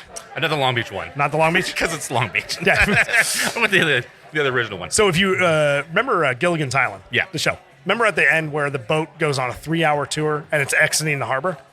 That's actually the view from Ballast Point Long Beach. It's okay. right on the water. We had a big 120-foot dock out You just front. dated us all, by the way. That Yeah, that we all do with Yeah, the sorry. Gilligan's Oh, Island Gilligan's reference. Island, we all know. Oh, yeah. Skipper and Da-da-da. yeah. No, don't sing it. We're gonna get copyrighted for that. Thanks.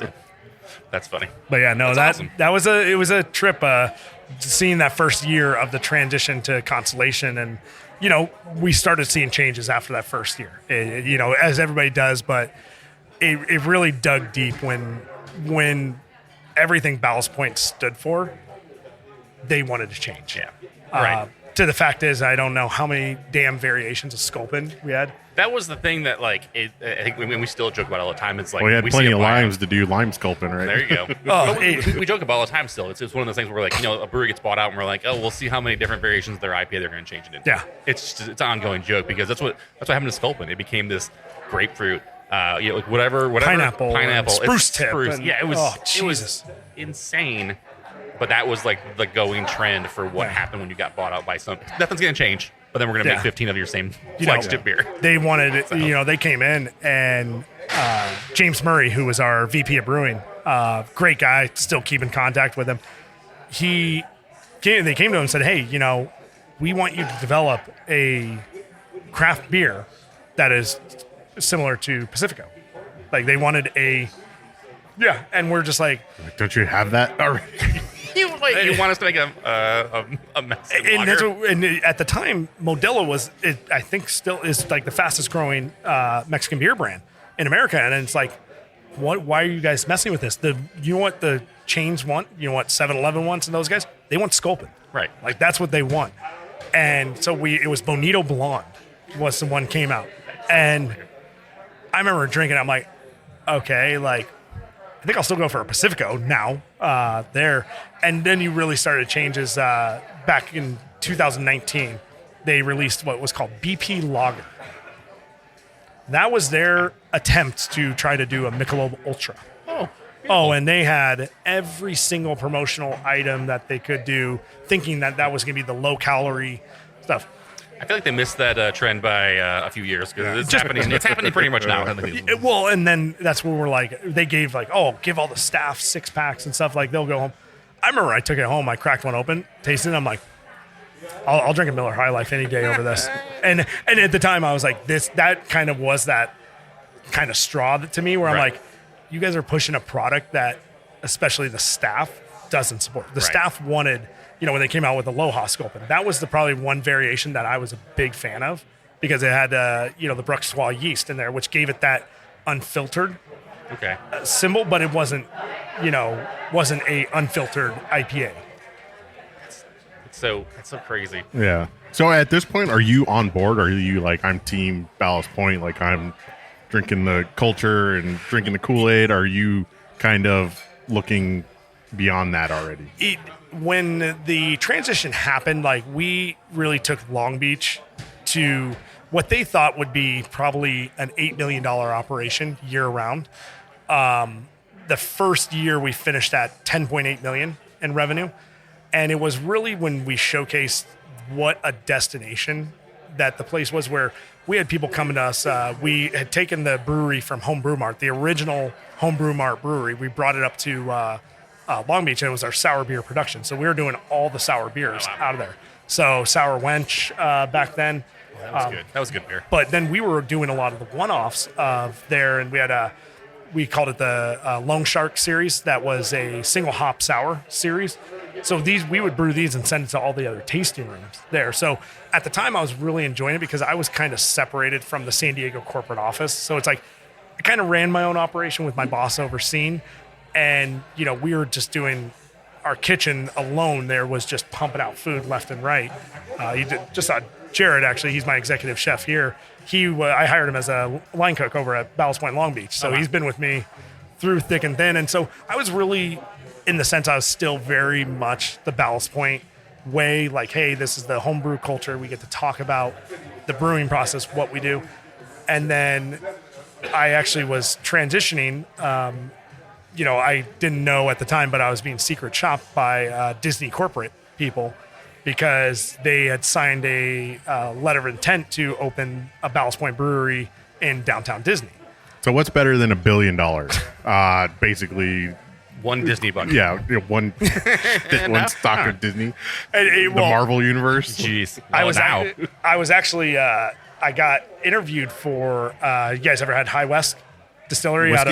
out of? Yeah. So that's Constellation Brands, and they actually had a director level job open up in Salt Lake City for running all their tasting rooms, and they thought of me. Long Beach to Salt Lake City. That's kind of. Well, and my wife, she's like, I don't want to go to the snow. She's like, they better pay you snow money because I'm not leaving during the snow. Yeah. No, I mean, yeah. I want heated floors, heated bathrooms, heated toilets, heated everything. And so of course I had to fly up to San Francisco to the corporate office, because there's a wine and spirit side, and then there's the beer side. Beer side's in Chicago, wine and spirits is in San Francisco.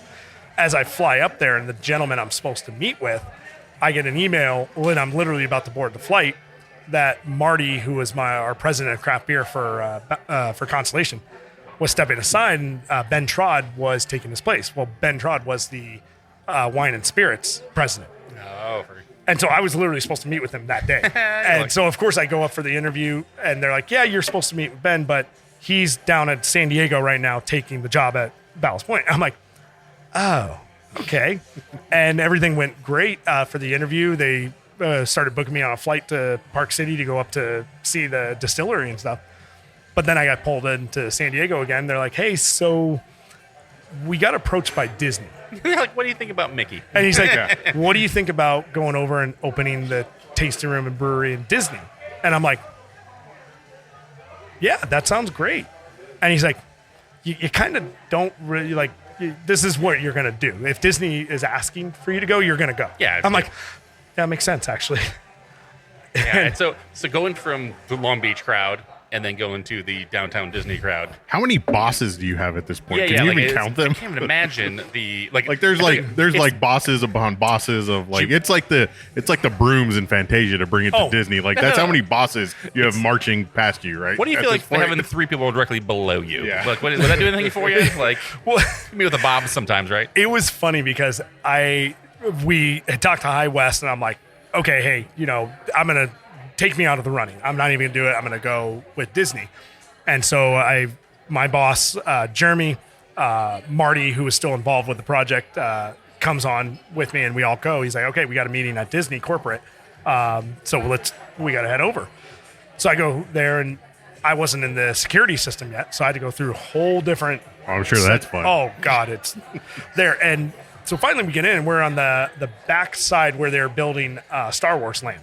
So that whole back area right up against the 5 freeway is the corporate offices there. So we walk into the office. I'm like sitting there, and my boss is like, "Hey, this is an introduction. I want to introduce you to everybody, like, so they get to know who you are." And I walk through the offices. Nobody's in these offices. Like, it's ghost town. And I'm like, okay, this is weird. They're like, "Oh yeah, no, we got the conference room in the back and stuff like that." So I walk in, and once again, I'm in shorts, t-shirt, like you now you're the opposite of your Ballast Point interview. Opposite now. I was like, no, we're a brewery. This is what we do. This was fine. So we go in, and there's 3 people sitting there. I'm like, oh, cool. And like, I'm the last one in, and then there's this giant TV screens behind, and it's all the corporate departments from corporate in Florida there. And I'm like, what the hell? So it's literally like the Avengers when Nick Fury walks into the room and all the people are on the Yes, screens. that's exactly how it was. And then they started talking about, it was the design of the sextants we had built out of steel that we were putting on there. And we had 8 different departments from Disney that had to approve this. Of course, yeah. And I'm like, this is like peeling an onion, guys. Like, what the heck is going on right now? So you're in this giant meeting with all these VP execs and all these different people, right, in charge of Disney stuff, and you're shorts sitting there hanging out, right? Yeah. What if you could see yourself, right, being that, working at a restaurant and seeing being 15 years old, and you're now in this room with all these Disney VP? How would you imagine yourself being there? Like, what would you say to yourself at that point? I walked out of that meeting, and my boss and I, we went and grabbed a beer. Afterwards, he's like, "Oh, and he's like, how do you think that went?" I'm like, I just sat with Disney corporate, like, and then basically they had to explain then all the different departments. So there's Walt Disney Imaginaries, there's Down Disney Management, Disneyland Resort Management. Then there was another one. I think Marvel was part of that at the time too. So but they had opinions from every single freaking person that was there. Well, yeah, because when you think Disney, you think alcohol. Absolutely not. Like their whole image is like no alcohol, no, like you don't see it. If you go to California Adventure, it's not promoted. You're outside the park. I want to go. I should go back and find the Facebook post that when we announced like all the rendering and stuff like that. The amount of backlash of like, Disney doesn't need alcohol. This is ridiculous. I'm giving up my season pass, and we're all like, cool. Like, listen, mate, you can be. If I'm at a theme park all day long with my kids, I want to go get a beer real quick. So is that get a beer for lunch? I want a beer.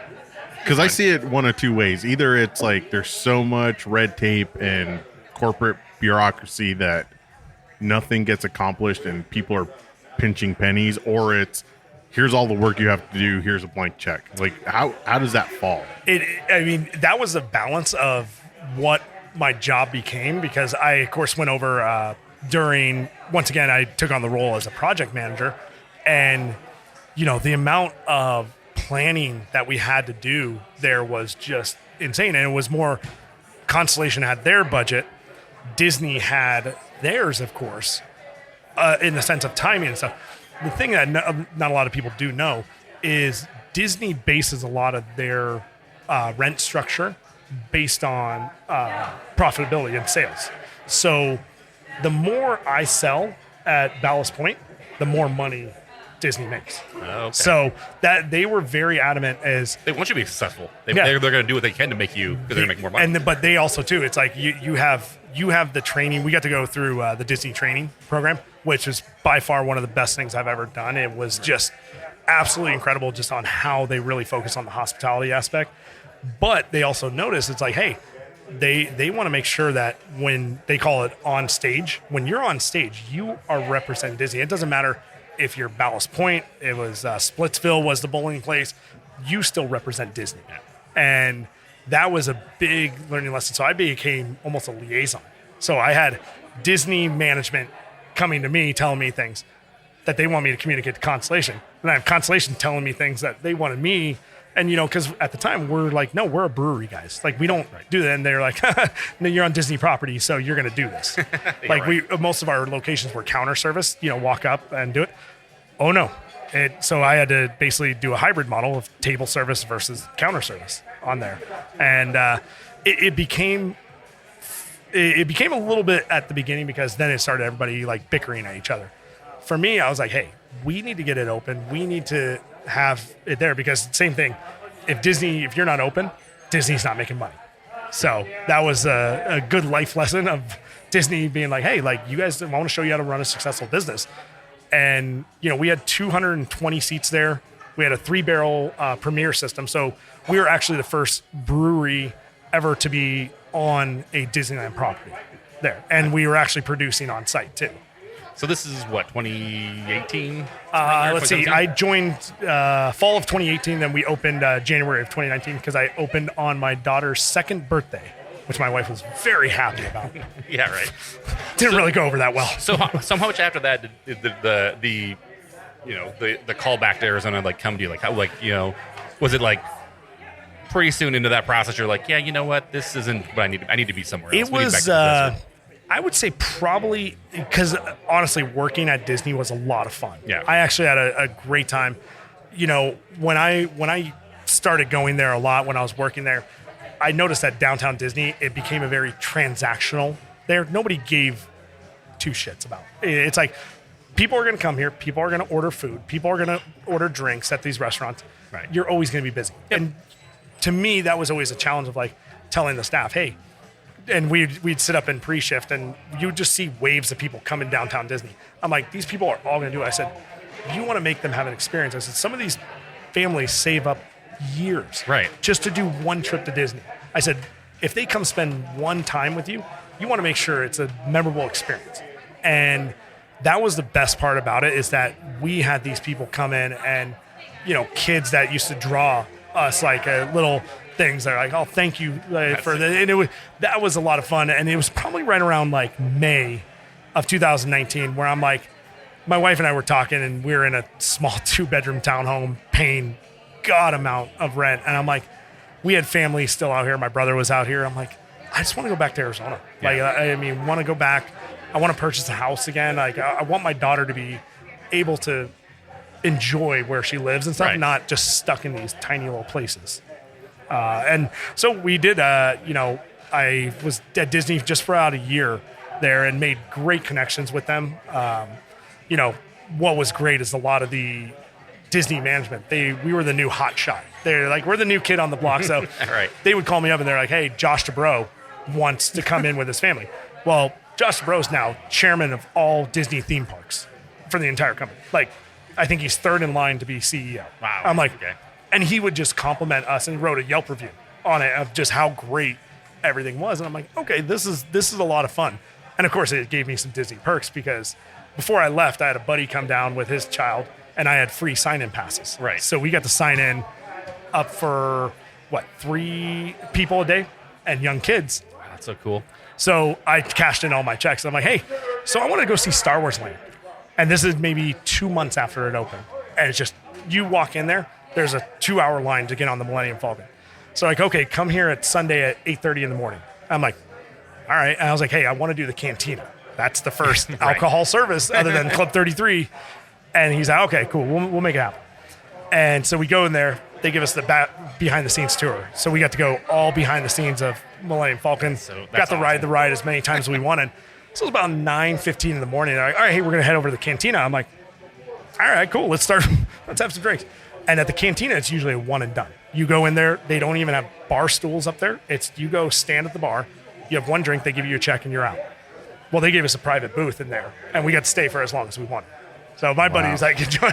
So I definitely cashed in on my perks there. That was definitely a fun time. Great. And what's your stress level at this point? It was pretty high. You definitely, I had to really then watch what Disney would tell me, things they wanted to do, knowing which ones to pass along to my boss versus the opposite. Where, my boss would say, hey, you got to tell Disney this. I'm like, no. They're going to come back and tell me to kick rocks. Yeah. So, you can take your cute little $1 billion and... Yeah. I'm sure there's a lot of thread in the needle, right? There's a lot of thread in the needle between what you need to do, what versus what had to be done. Well, and we had, for instance, when the health inspector came, so same Maricopa County as Orange County out there. Well, all of a sudden, I have these 2 people rush over. They're like, we're with Disney Health Department. I'm like, who are you? and they came in, and they're Disney's own personal health department. And they go around and do checks and everything like that. But when the health inspector's there, they want to be there because their reputation's there. I had Disney schedule with me. They're like, hey, okay, so we're coming in for our quarterly bed bug inspection. I'm like, what? Yeah. And where we were located, the tram route coming from the parking garage was right behind us. And right behind that was the big Indiana Jones building. But you would hear from our patio, you hear all these dogs barking because not only do they have, the bed bug dogs, they have bomb squad dogs, they have drug sniffing dogs, they have, the amount of security. It's so crazy. I mean, and I guess people that are really into Disney know this, but like Disney, like it's its own thing. It's its own like city municipality, right? Like it has everything. They have to do all their own stuff just because of how big it is at this point. And that's because the quality of the service they want to give has to meet, and they have to. It's just so crazy. Well, yeah, that accountability thing is like nobody gives a shit about Ballast Point. Nobody gives a shit about you. They see Disney, right? And they either see money or they see opportunity, and that's what Disney is so keen on protecting is that imagery. So they want everything under that umbrella, whether it's somebody cleaning trash cans or a billion-dollar corporation who's operating in their premises. Like it's all the same as far as like you said, right? That when you're on stage, like and you have to be on. And I mean, we used to, like for me, I could have a guy drive up here with from Crescent Crown or somebody like bring it to town. But there, I had to schedule all our beer deliveries. They used to have to arrive at 4 a.m. because Disney Park closes from 1:30 a.m. to 6 a.m.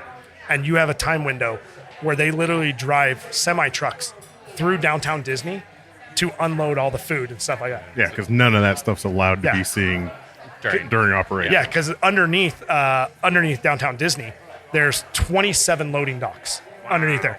So you have to go through 2 bomb checkpoints there and security pass. Yeah, so I had as a GM, I was able to drive down there because especially if I need to go pick up something. So I had to go through 2 bomb checks just to get underneath there, and you had security badges, everything like that. And because they got to protect their image and there. But yeah, our beer guys, it was hilarious. We broke our elevator like 3 times because it would come from the loading dock up. Well, we were trying to bring double stack pallets. Pallets and pallets of beer in there. Yeah, there's a weight limit on those things. The funniest part was then we had to park over at across the way, go up the Disney freight elevator. And we'd be walking across at 4:30 in the morning with pallets of beer there because we'd go through probably about 150, 200 kegs a week. That's crazy. So how do you go from that to how do you get to Chandler, Arizona with your own brewery? What's that transition? I came back actually, took a job. I had a recruiter reach out to me about a GM job for a fine dining wood-fired restaurant up in Phoenix. Took that. I was like, did the interview, loved it. I'm like, okay, this gets me back to Phoenix. Like we opened in October 2019. And by this time, by the way, I had told my wife I would not do any more openings. At the time at Disney, I had done 7 different project openings. So I told her, I'm not doing any more. So then 10 months later, in 2019, I opened another restaurant. This is the last one, I swear. She was not too happy. And of course, going right into March of 2020, we were doing great, new restaurant, very well recognized. And we finally shut down for COVID. And it was during COVID I actually wrote the business plan here because I didn't want anybody to be in control of my career anymore. I wanted to be. And so 2021, I decided to start looking for places and found this spot. And I decided, I'm like, this is the time I want to pull the trigger. Got some investment help and said, I want to do my own. I've been in restaurants my whole life, love cooking, love doing those, but I love brewing. And that's why I decided to go with the 1-barrel nano system, SS Brewtech Electric, because I wanted to Shout out to them. Yeah. We'll plug in there. Yeah. But I wanted to really focus on that homebrew element of working with the home brewers and getting people, you want to try your recipe? Come in. Let's do it. Like, let's have fun with it and give it that experience that I think some places have lost. It was more about, hey, we got to produce this. We got to produce this beer. No, like you said, when we did Pickle Rick, that was fun. And people either loved it or they hated it. And we'd give them a sample and they'd be like, yeah, no, not doing it. Or the guy's like, dude, what's the recipe? I want this recipe. And I said, well, do a blonde beer. And then we did a pickle brine on there. That's so cool.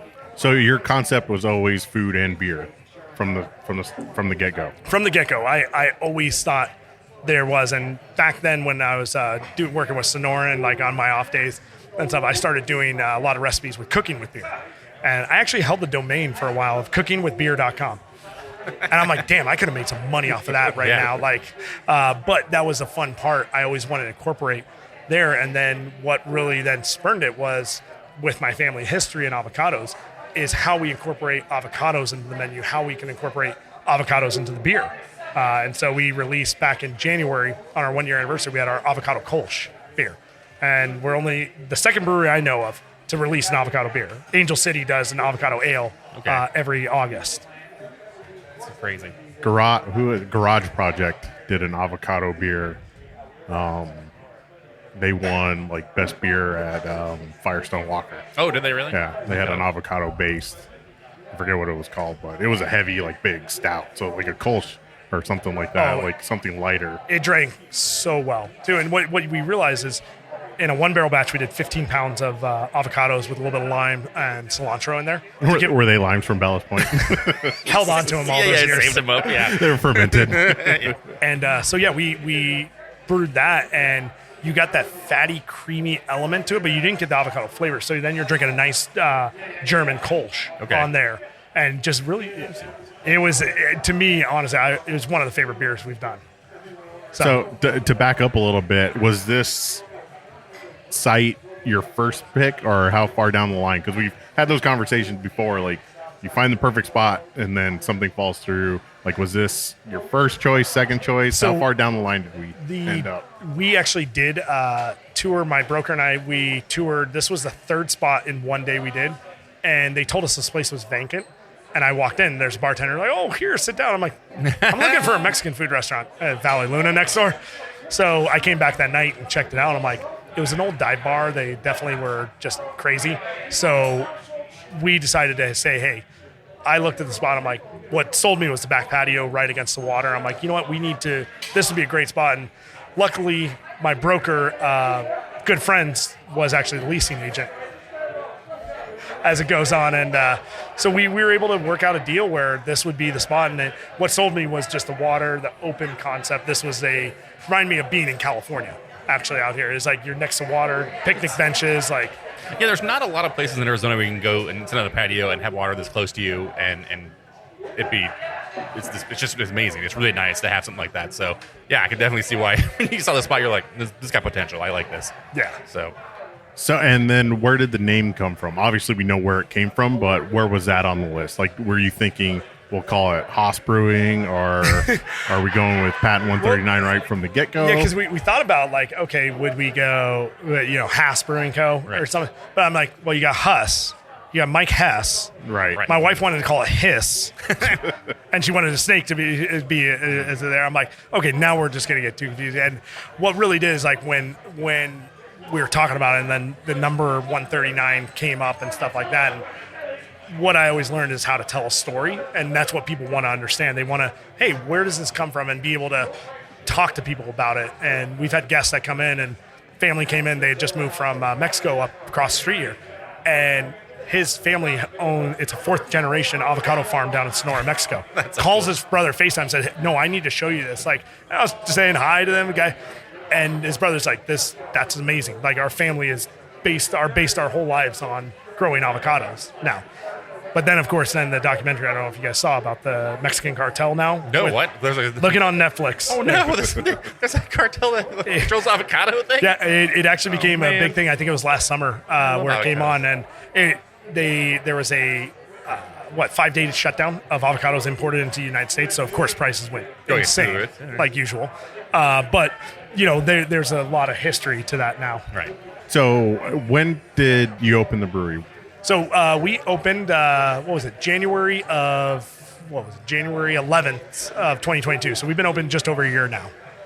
Yes, and that was the day before then my daughter's birthday. So not only did I... So you got better. Yeah. Better, right? The day before. Happy birthday. My wife wasn't too excited because then our grand opening we did was January 15th. And she's like, so when are we doing Molly's party then? I'm like, next weekend after, baby.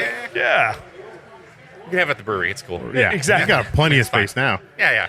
At that point, like you said, you're furloughed during your other job. This is the idea to open this place up. You find the spot. COVID happens. How how does that work? Like, how do you, like, what mindset are you at that point? You're like, is this going to really happen? Are we not going to do this now? Because it's a real thing to go through. It was. I mean, especially we signed the lease back, March of 21. And we took possession of July 21. And of course, that's when the spikes happen again and stuff like that. And my dad and I were talking about it, and we're like, hey, this is a business that's always going to grow. We're going to get past it. At the time, we're like, okay, let's just focus on what we need to get done. And so this became a big family effort. My dad and I were doing demo in here. It definitely needed a cosmetic lift. It was an old dive bar for about 20 years. So one of our first customers that came in, she was like tapping her feet on the floor. I'm like, okay, what are you doing? Like, that's kind of weird. And she's like, well, my feet don't stick to the floor right now. I'm like, and after seeing some of like the punched holes, and there's a particle board up in the men's room, we took it off and all the drywall's all punched out and stuff. I'm like, this was one of those places here. Yeah, well, that was Chandler even probably less than 10 years ago. Chandler it was nothing but dive bars. Like, Chandler isn't what it is now. Like, there's a lot more craft stuff. There's a lot more restaurants. The downtown area has been revamped. There used to be mechanic shops and all sorts of stuff like that. So Chandler's kind of had a whole facelift, and this area was kind of dive bar area. So it's grown, and looking at this place now, you wouldn't think that this was a dive bar. Yeah, and I mean, like, we installed the sliders to open up to the patio because it used to just be windows, and they had all the there's beer signs everywhere. It was just you couldn't even see out the windows. It was that they didn't want to see the lake, and I'm like, that's the best part about this. Right. So we were open. How long before the masses started showing up? I mean, listen, like right now, we came here. We were here earlier today, and there's a couple of people in here, and now it's. You got a little bit of crowd. Yeah, no, we got a nice crowd that came in there. I mean, perfect time, like happy hour time. We went through summer, which was definitely a summertime in Arizona is the usual. I would say probably about fall of last year, we really started to pick up. A lot of people started to get to know us. They got to know with our brews that we started doing, but they really love the experience. They love being able, as you've seen right now, you have families here. You have corporate people getting off work. People in Flagstaff. Stupid podcast. There's dogs. There's dogs in the patio, so people love that. We got snowbirds behind us right now. Everybody's enjoying it. It is all kinds of walk of life here. It's great. So the big question though is, do you serve avocado toast here? No, I didn't see it on the list. Damn it.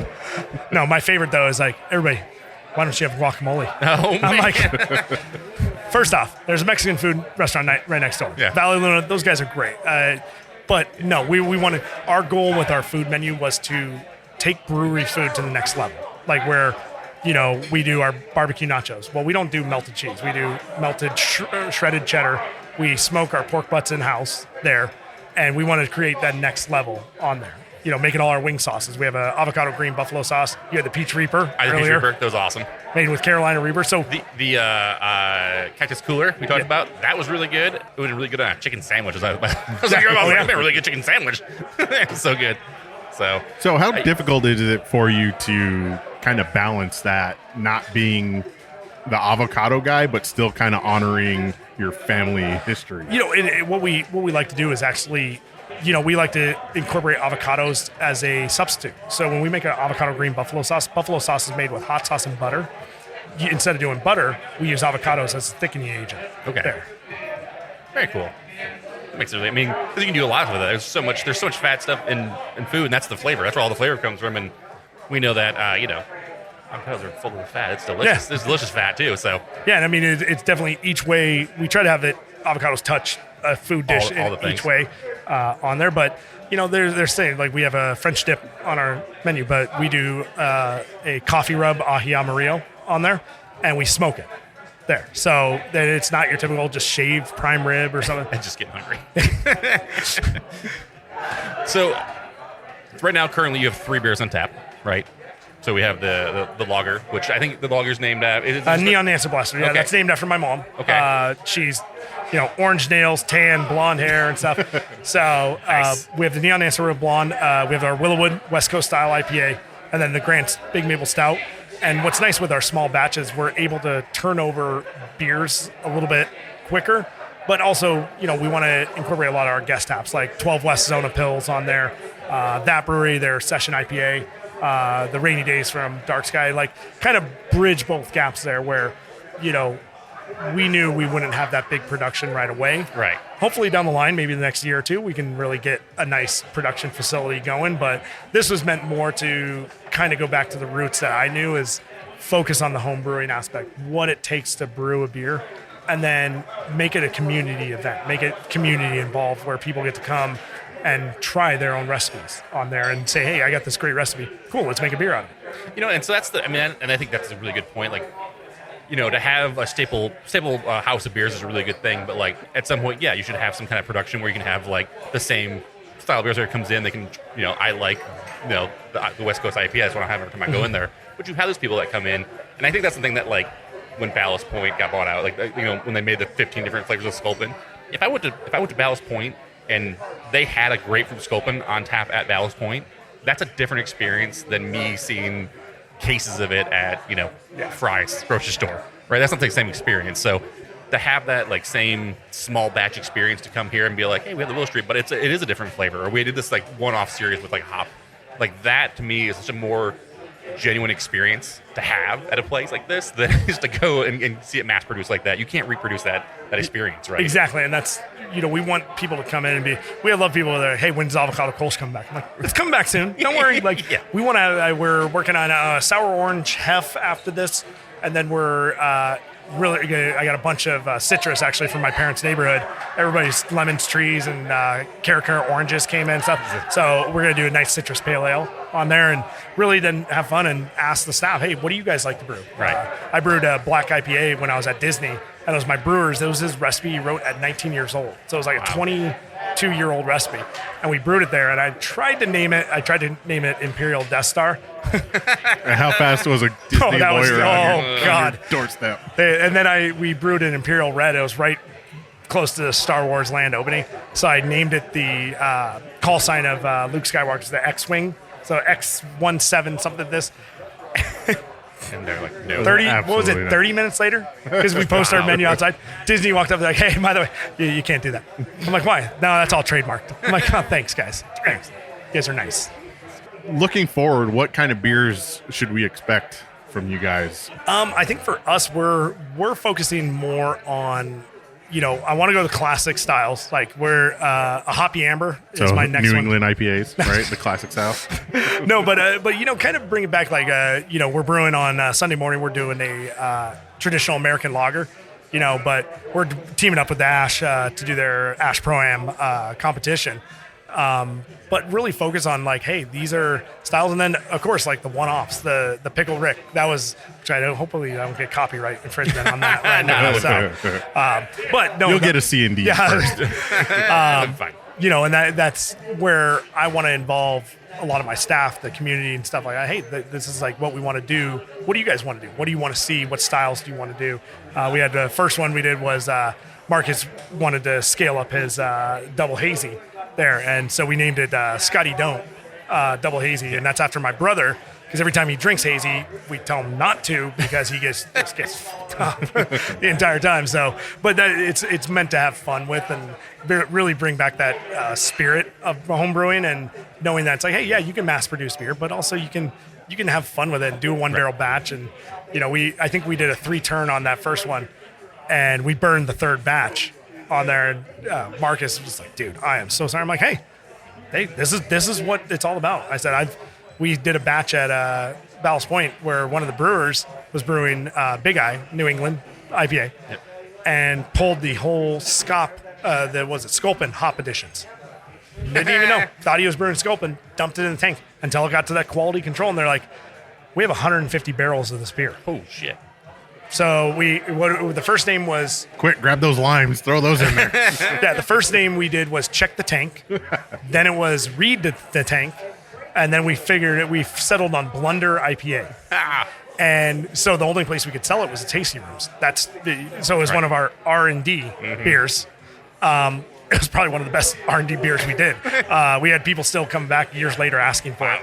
So, but that's the thing. Hey, you make a mistake, you can always sell it. You can always see how it is, or you just dump it down, try it again. Yep.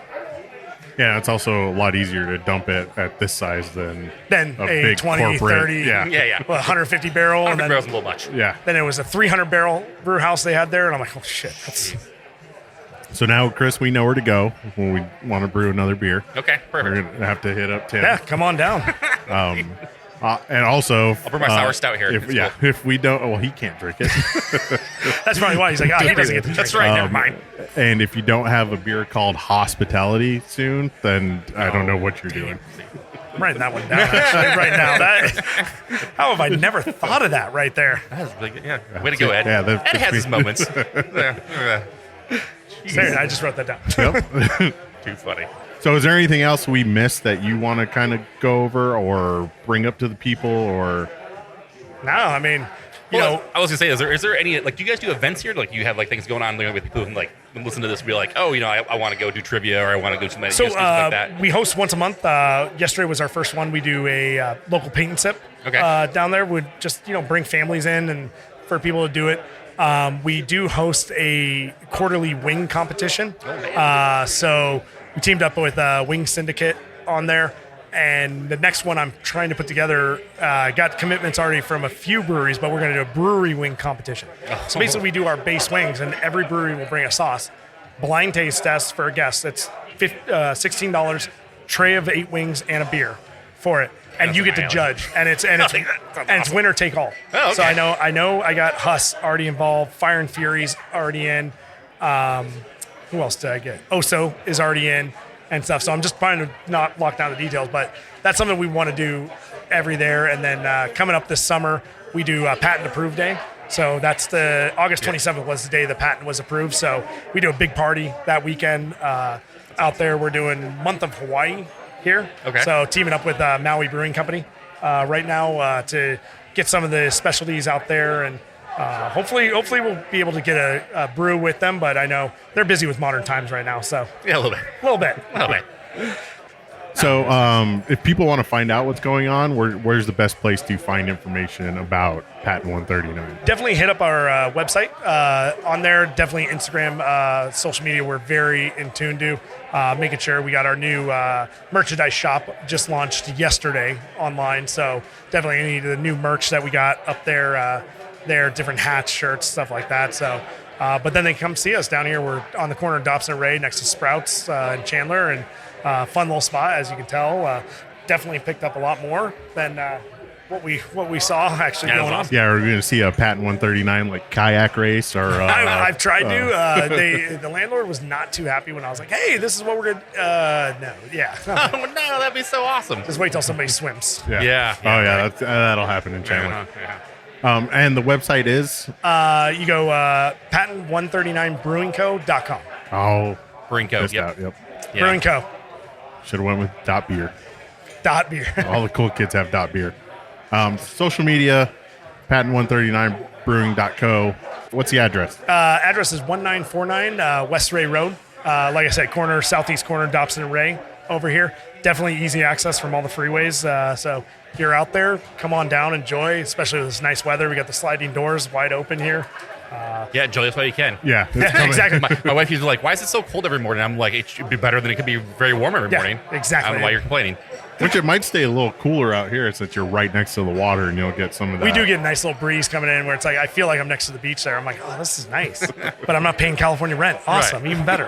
Yeah, you're like, I got twice as much floor space than I would have gotten in San Diego. Yeah. Well, Tim, thank you for having Hey, us on the show. thank you for Appreciate it. coming, guys. Thanks for talking to us and letting us chill. Yeah. Definitely enjoy it's a great Friday. time. Yeah. Ed, where can people find us? People can find us on social media too at the Hoppy Craftsmen on Instagram. You can find us at thehoppycraftsmen.beer. Yeah, see, that's that's cool our kids. website. Yeah, there you all the go. cool There kids you have .beer. Now you know. I'm behind the scenes Yeah, here. that's all right. Yeah, we're an exclusive club of Yeah, beers. we stole it from the shop. Yeah, the They have shop, okay, the all right. shop is .beer, and Yeah. we were like, oh, those guys are cool. We'll be That's like a that. great idea. Yeah. All right, I'll tell. I got to look into this. Man, look We at got you. a couple of good ideas. Only one or two. Yeah, we give them away for free. Yep. Speaking of free, podcasts aren't free. So if you want to support the show, you can go to patreon.com/Hoppy Craftsmen if you want to support the show. And Chris, do you know the people who support the show and are awesome? I do. The raddest fucking people in the world are Riley Greenbaum, Zach Dominguez, Rob Fulmer, Jeff Johnson, and Terrence Hollows. Thank you for being patron supporters of the show. Like Ed said, it's not free. We actually have to pay for this out of our own money. But if you're like we have currently, all this costed. We bought this with patron money, so thank you. It was awesome. We have lots of different tiers. We are making another glassware this year, and probably some more stickers. And we actually have some stickers on the table as well. We made, so pass Give those Tim. out soon. And now that we know Tim, maybe we can come do a beer here. Oh, there you go. I think so. So, Awesome. Thanks, Tim. Thanks for letting us take up so much of your space for so long. Hey, no problem. Hopefully we can do this again, maybe an anniversary, and we can get an update and kind of see how many are we going to get a grapefruit avocado? We can have some fun with this. Oh, jeez. Yeah, we'll have the hospitality in 5 different flavors. We'll have lime, grapefruit, pineapple, and I don't know, guacamole. And guacamole. I'm done. Yep. All right. Thanks, everybody. Later. Bye. Thanks, guys.